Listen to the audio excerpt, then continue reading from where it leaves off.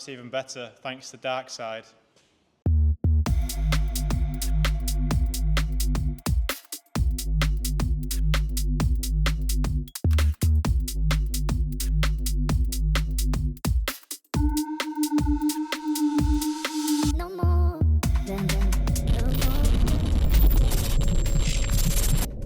Right then, welcome back to the channel, and today we've got a special guest with us. I say special, he seems to be on like every other video nowadays, but he has fetched a very special car with him. Today we're going to be looking at Danny's 525D. This is 20-year-old now, 2005.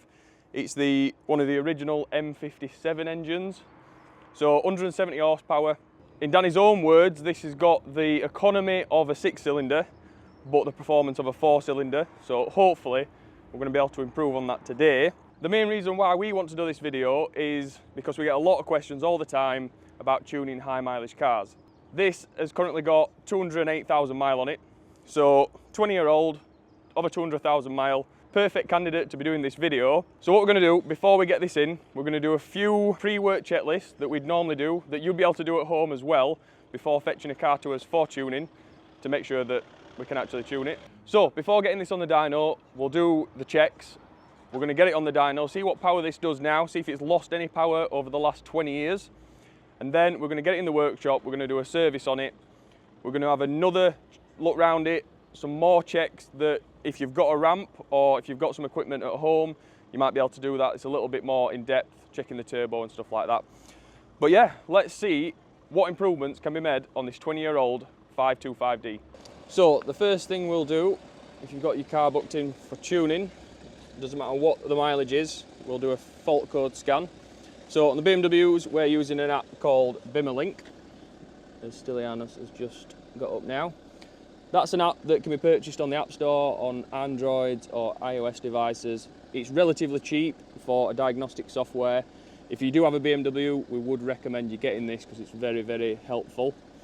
On the older cars like this one, you can use an OBD cable. It can be purchased off eBay relatively cheap. The newer cars, I think F-Series onwards, you've got to use a Wi-Fi OBD scanner, which is a little bit more expensive, but still well worth it if you have got a BMW. So we've just plugged that in, just identifying the ECUs, and then we'll do a full fault code scan and see if we've got any issues with the car. While Stylianos is doing that, we'll just go around the car and do some other checks that you can do at home before you even bring the car to us. So a nice and easy one is the tyres. Make sure the tyres are fully legal. Last thing that we want to do is check this out on a road test and it have bald tyres. Or to be fair, if it has got bald tyres, we'll not be doing a road test and we might well turn you away. So it's not what you want. But yeah, Danny's still running some all season or winter tyres. Still plenty of tread left on those, which is good. So the next thing that again you guys can check at home before bringing a car to us are the brake pads. So again, last thing that we want is to be tuning a car on the road. It's got more power than it came in with and the brakes don't work. So just a quick check, make sure the discs, make sure the pads are in good condition. So still a little bit of meat left on these. So another one then, which should be quite obvious, but we need to know about any existing faults. So if you've noticed any smoke, any weird noises, you've noticed that the clutch is slipping or doing anything weird, we ideally need to know about that before the vehicle comes into us, because that might prevent us from tuning the car.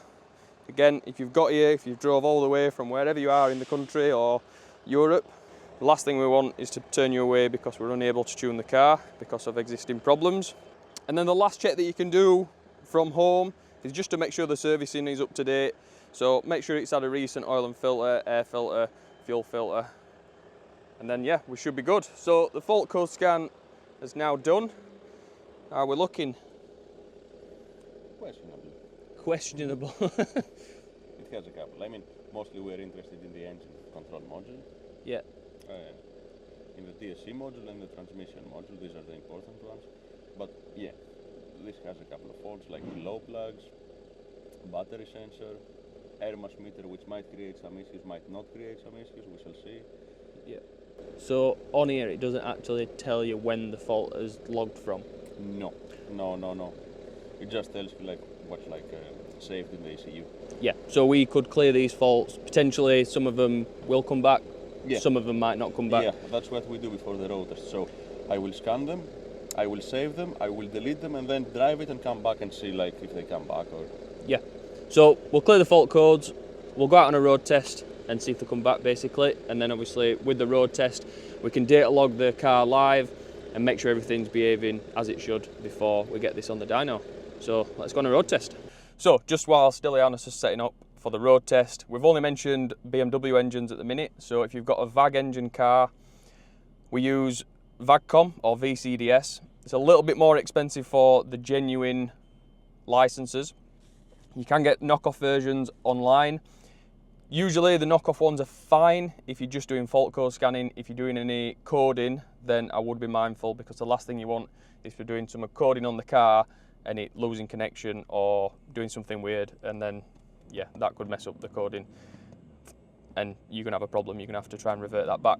Yeah, that is mainly the pre-work checklist done. We're now onto the road test, so let's see if there's any outstanding problems. So this is what logging on BimmerLink will look like.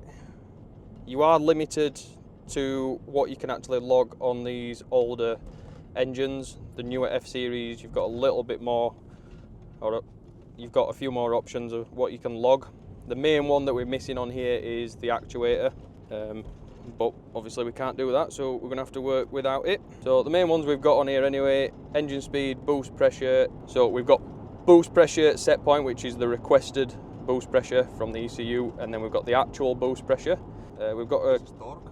Yep, so we've got a calculated torque, we've got a rail pressure, again we've got a requested and actual. Got some injector values on there, inlet air temperatures, so you can see what the intercooler's doing, coolant temperatures, and then EGT temperatures as well. That is the useful information that we can get from these engines that we can use to make sure everything's all right before tuning a vehicle. So when you're logging, obviously this is a lot of information to take in, so don't worry, you don't have to look at it and see the live data. This is all saving. You can export that as a CSV after and review the data. So Stylianos has just mentioned that the gearbox in this feels a little bit lazy.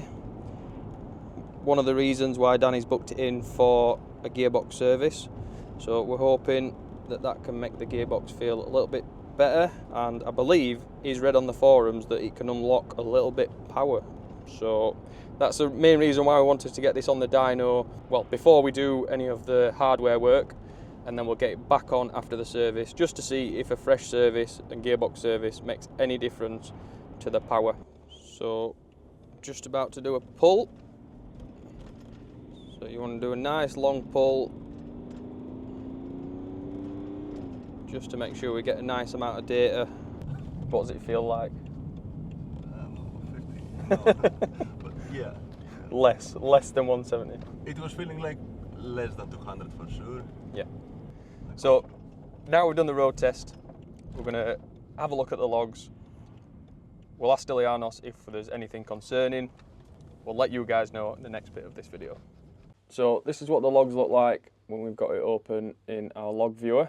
Stylianos will run through what these actually mean to the normal person. So on this first set of data we can see the white line is RPM, the red line is requested boost pressure, and the green line is actual boost pressure. So we can see like how the actual boost pressure compares against the requested one. Like for example here, when we started the pull, we can see that the car takes some time to build boost, which is normal, and then like on the next gears it just like keeps the boost. Of course it's losing a bit of boost like after a gear change, but it's not too much or something worrying. Here we can see the torque of the engine, and here we can see the rail pressures, like it's again like the same colors as before. So we have requested and actual. We can see that the rail pressures trace very well between each other, so yeah, nothing to worry here, at least in the pool. Just like this spike, which is probably just like a control issue, and maybe because of all the years of the car, but it's nothing worrying. Here we can see the white line is the injection quantity of the car, and we can see like how much it is injecting. And here the red line is the duration that the injectors stay open to supply the injection quantity we want. And here the white line is the temperature, the AGTs, like before the catalytic converter and after the turbo. Unfortunately, the BMWs do not have a sensor before the turbo, which makes it a bit harder to dictate what the actual temperatures are. And also we are logging coolant temperature, and it looks alright at 87 degrees. And also we are logging the temperature after the intercooler, which we can see that after a pull they get very, very hot at 71 degrees, which is like normal for them, but yeah, I mean, a better intercooler would help. Sweet. So the logs look good. If this was a customer's car, rather than Danny's car, we'd be happy to tune it? Yeah. Good. So let's get this on the dyno and see what power it does. After the road test, Stylianos is not convinced that it's going to do 170 horsepower. Felt a little bit slow. Yeah, it felt a bit slow. So let's see. So as you can see, we are in the dyno to see what power the 525D is going to do. We're having a few little guesses in here. Stylianos reckons 163. Danny?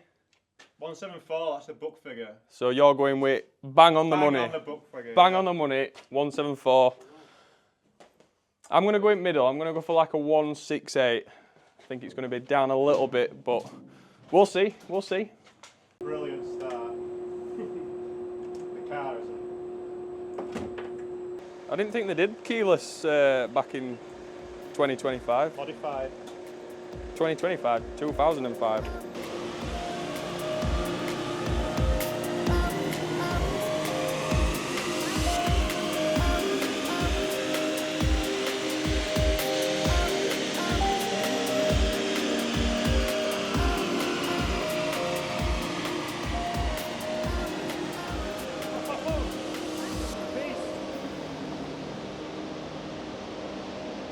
You win.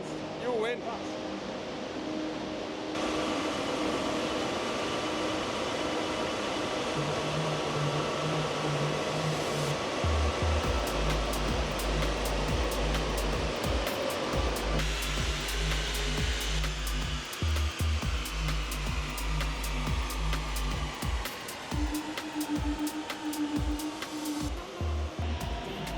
Good result, Danny.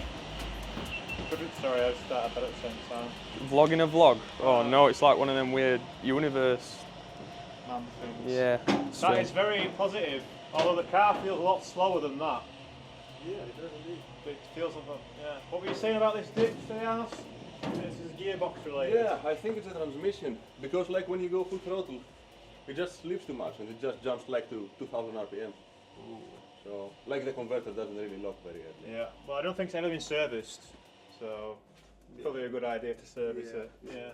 So, good results, stock. I think Danny was the winner of that. He guessed bang on the money, 174. We're actually a little bit over, which is good. So, first run 176, second run 177, third run 178. You'll notice on the graph, right down at the low end, one of the runs seemed to have been fine.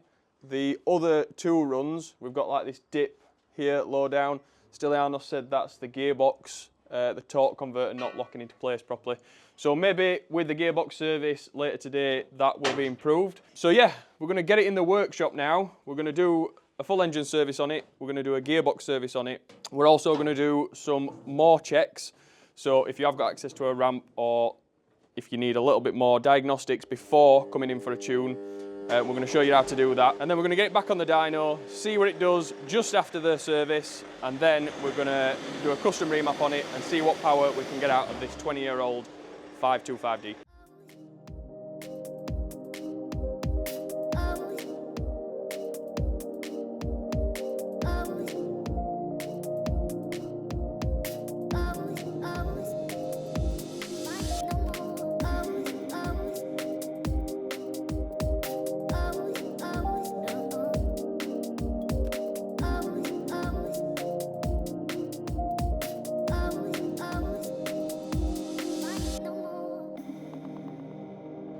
So, we're in the workshop, we'll let Ruben crack on, we'll check back in when the service is all done.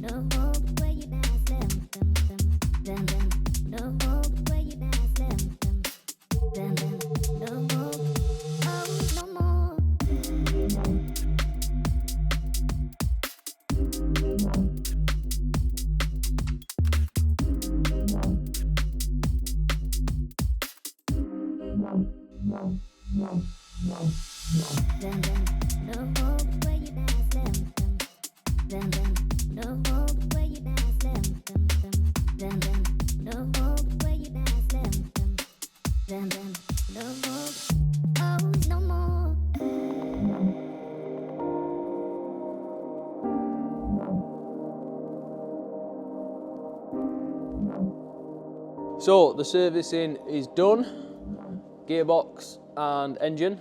I'm just going to go through a few more things that you can check on your vehicle before you fetch it in for a remap. We're doing it on the ramp. It's a lot easier to do this on the ramp, but that doesn't mean you can't do it on your drive. Get on your back. First thing you can notice on this is an oil leak. It has got quite an excessive amount of oil. So that's the kind of thing that you're not going to be able to see from the top. So it's always good to check underneath the car. I mean, probably a good idea to clean that up and fix the leak, wherever that's coming from. Bushers, suspension, you can give them a quick check, make sure none of them are perished. Again, the main reason, or the main things that we're checking here is just that the car's safe for the road. If it's got a fresh MOT on it, then in theory it should be, but you never know. Everything on this looks pretty good for a 20-year-old car. I know Danny's done some maintenance himself. I'm not sure if that's a good thing or a bad thing. Exhaust, mounts for the exhaust and everything seem pretty good. We've got the donut at the front up there for the prop. That's in good condition, they can perish. Everything else looks pretty decent for the age of the car. Again, rear bushes and everything are good. No leaking shocks. I think this has had some bags on it at some point. Rear diff, a little bit crusty, but just surface rust. I think that's it. So yeah, like I said, main thing, if you're fetching your car in for a remap, just need to make sure it's road safe, so we can safely road test it, get the data logs that we need. A lot of people forget they're more interested with getting more power than actually maintaining the car. But yeah, priorities, get your priorities right first. Make sure it's in good health, make sure it's all safe, and then we can do a remap on it and get more power. So now this is done, let's get it off the ramp, back into the dyno, and see if we can get a little bit more power from it. So we're back in the dyno, the service is done, fresh filters, fresh oil, gearbox service done. So, moment of truth, are we going to see any more power from just that? We're going to run it up as it is, exactly as it came in earlier today, other than the service. Then we're going to try just the gearbox tune to see if that gains any more power. The engine tune, we know that should gain more power. How much, we're not 100% sure. Be nice to get over the 200 horsepower mark. And then, after we've done that, we're going to do a force regen because the DPF SUT levels are looking a little bit high. So hopefully with a regen, we might see a little bit more power.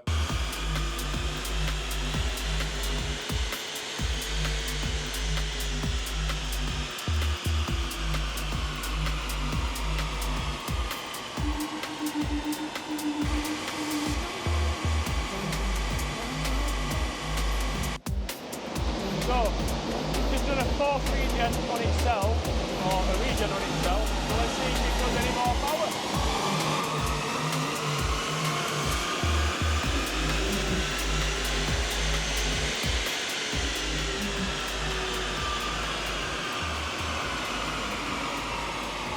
Good results.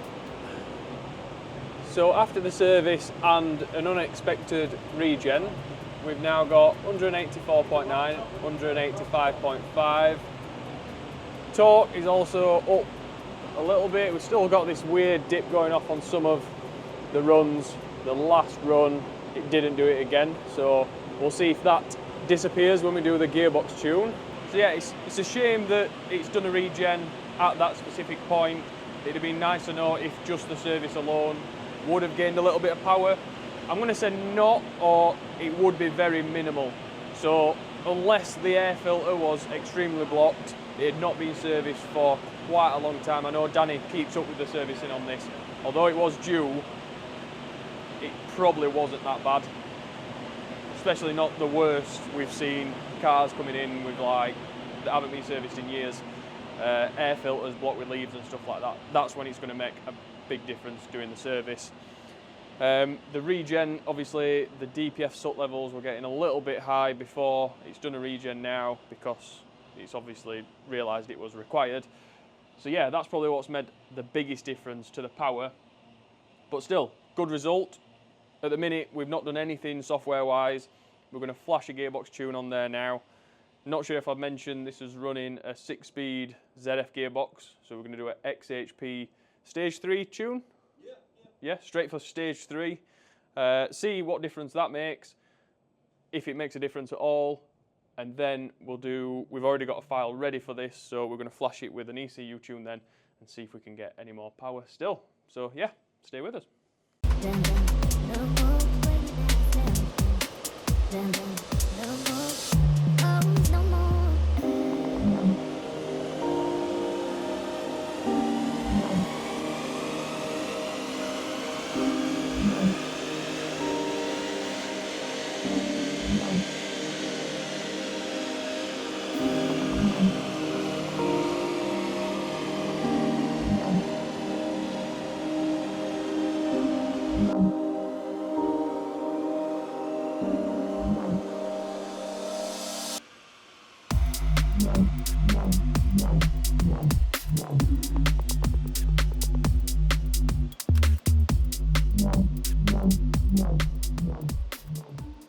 So we've just ran it up twice with the Stage 3 XHP tune. Surprisingly, we've actually lost 2 horsepower on both the first and second run.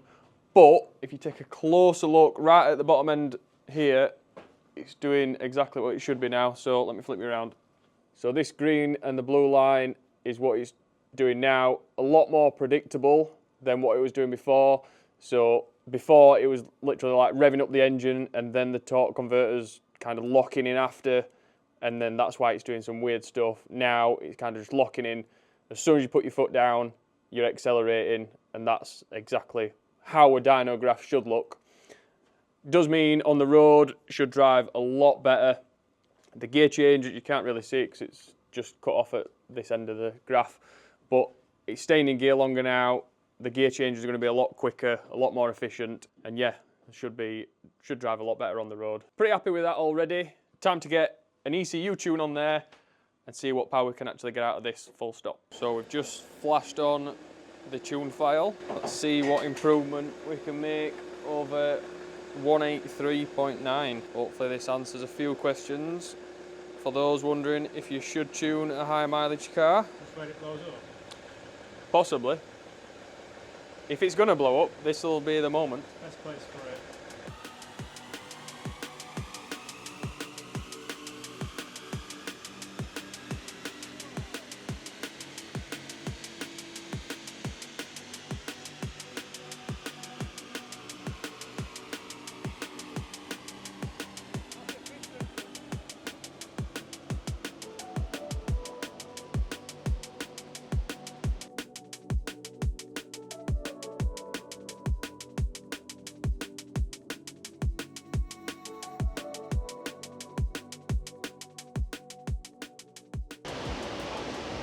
So as you have probably just seen, absolutely amazing results already from just V1 of the tune. So we've got a custom tune on there now. Obviously we've already done the Stage 3 XHP.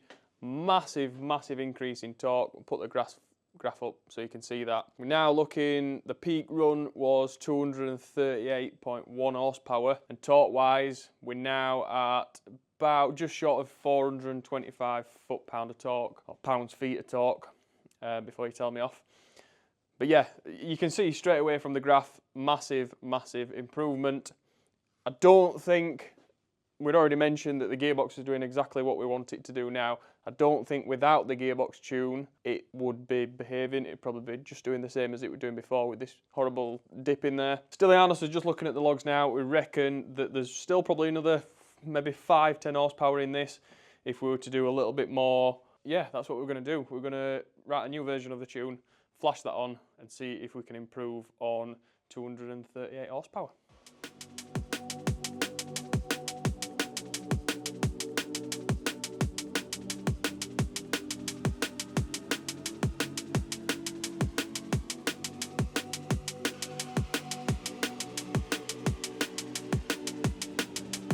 So that's it, that is as good as it's going to get on this car. We'll have a look at what figures it's done. So we've simplified the graphs a little bit to make it a bit easier to understand. So we'll start with completely stock. So 178.3, that was doing the weird dip thing with the gearbox. We then took it over to the workshop, carried out a full service, gearbox service, and engine service. We then came to run it on the dyno and it wanted to do a regen. So we then saw, I think, 184.9. So that's after the service, after the regen. Again, it's still doing the weird dip thing with the torque converter. We then did the stage 3 XHP. So this is what you can see here. Lost a little bit, 1 horsepower. Doesn't really make much difference at all, but as you can see from the torque, the gearbox is behaving how it should be now. It's not dipping down.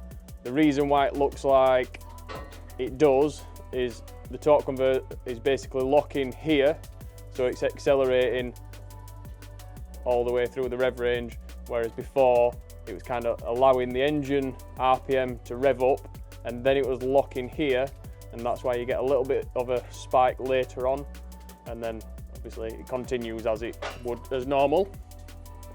So then after the tune, we've just got 238.1, massive increase in torque. So these are with the stock file up here with the tune file. So we're now just short of 425 foot-pound. We thought we might be able to get a little bit more out of it. We did, I suppose, by 1 horsepower, but we are limited now by inlet air temps.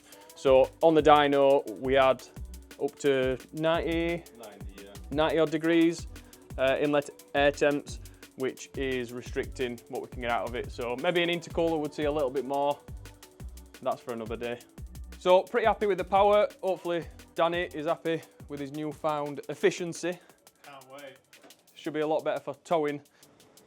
So we're just going to get the car off the dyno now. As we did at the beginning of this video, we're going to take it back out on a road test. We're going to do some data logs, make sure everything's safe.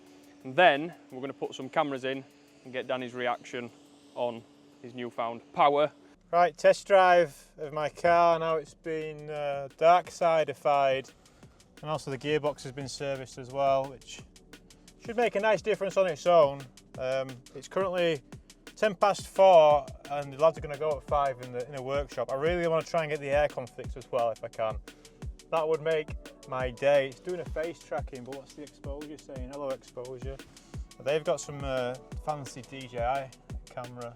Initial impression, the torque converter is definitely different. So the shifts should be faster. It should feel more like a modern gearbox, like a ZF8 or something maybe. Something definitely different straight away is it now tells me what gear I'm in on the dashboard, but it used to just say D. It used to say D for drive, and now it says D5 at the minute.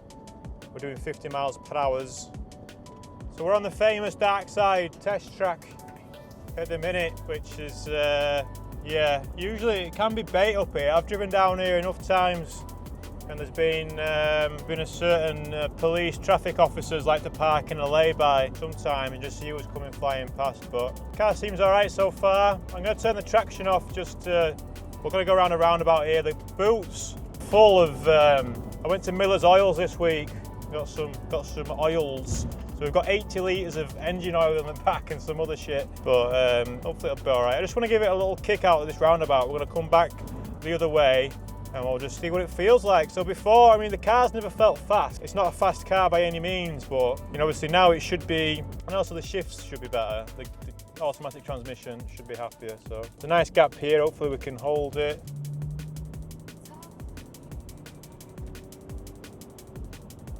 Feels fast, I don't know. Feels more efficient, I guess. It's not going to set the world on fire, you know, with the performance it's got. Probably more like a 530D now than a 525D. everything should be happier now as well for the future, right? It's got that engine oil in the gearbox lasted 200,000 miles, and it might do another 200,000 miles. Who knows?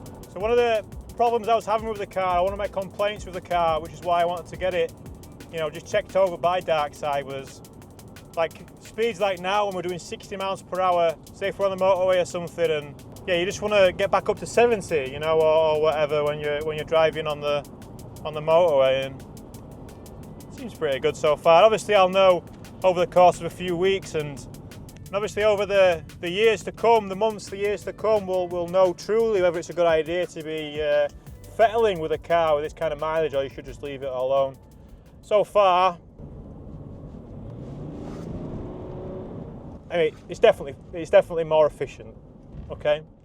Danny's just got back from the road test. I'm pretty happy. Magnificent. It's probably the best road test I've ever been on. The best car you've ever owned. It already was that, but now it's even better thanks to Darkside.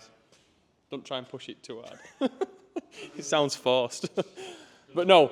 It's not about the power, it's about the efficiency. It's all about the efficiency. And it feels pretty efficient. Yeah, that's good. So it should be a lot better at towing as well. So yeah, hopefully, what, you're going to own it for another 200,000 mile, another 20 years? I've done 80,000 in it, and there's nothing out there which I think, what else can you get for $2,000 that does all that does? Can't, can you? I'm sure people will comment. But yeah, good result. It answers the question, should you remap an high mileage car? Yeah, again, if it's been looked after, if it's in good condition, it's safe, then yeah, no reason why not. So thanks for watching. We'll see you in the next one.